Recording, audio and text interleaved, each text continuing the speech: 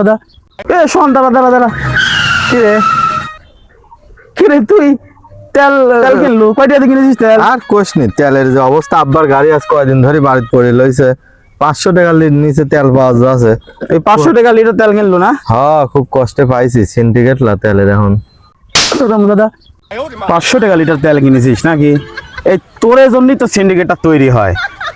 তুই আমি যদি এই 500 টাকা লিটার তেল না কিনি তাহলে কি কোনো ব্যবসায়ী সিন্ডিকেট করতে পারবি? তাহলে ওই তুই যে তেল কিনলু 500 টাকা দি, ঠিক আছে, এই সিন্ডিকেটের জন্য তুই আমি দায়ী।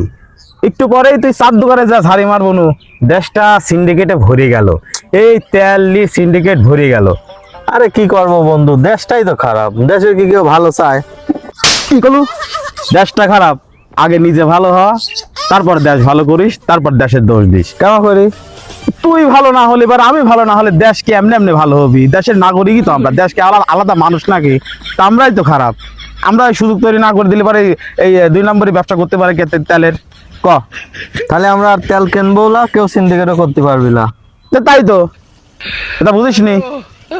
তাহলে তো সিন্ডিকেটের জন্য আমরাই দায়ী। অবশ্যই তুই আর আমি দায়ী, সারা দেশের জনগণই দায়ী।